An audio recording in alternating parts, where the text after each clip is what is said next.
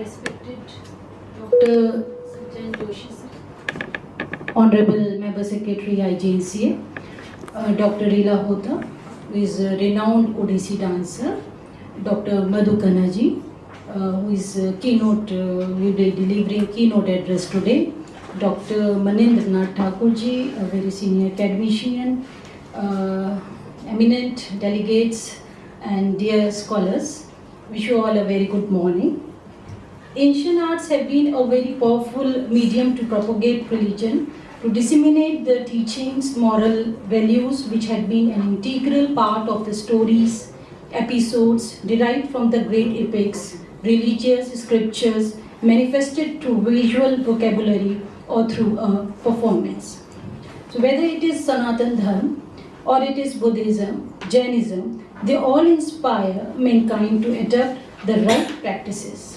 They teach us Dhamma, that is how to live life, and also lead us to self-realization and inspire us for progression on the path of salvation.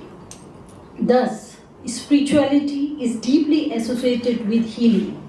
It empowers the inner self with endurance and tranquility, leads to self-realization and enlightenment. The rich cultural heritage and arts of Bharat have the sap of spirituality flowing deep through it, attributing it vitality and an eternal feature. The ancient Indian art envisaged spiritual contemplation as the correct method for founding the artistic ideal of the divine. It was the delineation of the spiritual essence, the idealized intuitive vision, and the mental creation on which great emphasis was laid by the Indian artists in all forms of their creative activities. Indian art has been essentially idealistic and conceptual. The artist's search for the former image transcends the physical barriers and goes deeper through the process of meditation. It is akin to spiritual exercise whereby the flow of our experiences is guided to reveal the essence of a phenomenon, leading to intrinsically a genuine creative activity.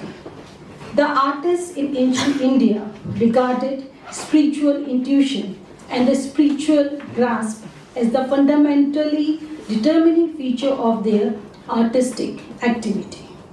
Among the indispensable qualities of a good artist enumerated by the Sambrangan Sutradhar, powers of intuitive contemplation or meditation is considered as one.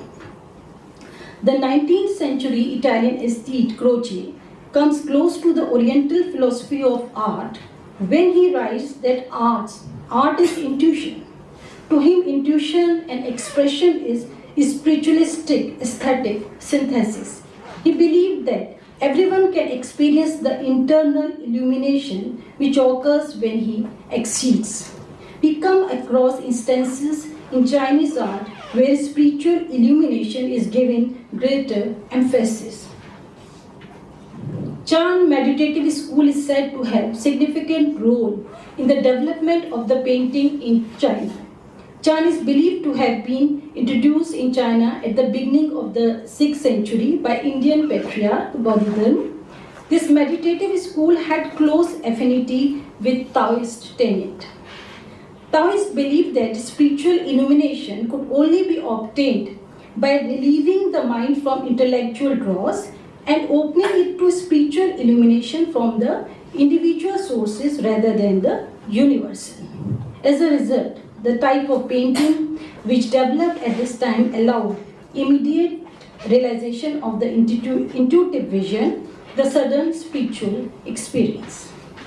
Thus, accordingly, a perfect work of art can only be created when there is harmony between the soul and the body, the conscious and the unconscious mind. The creative process involves manifestation of the artist's psyche, suppressed feeling and emotions, conscious and unconscious mind. This very process is deeply associated with inner healing and relieving one from the unpleasant feelings or situation experienced in life.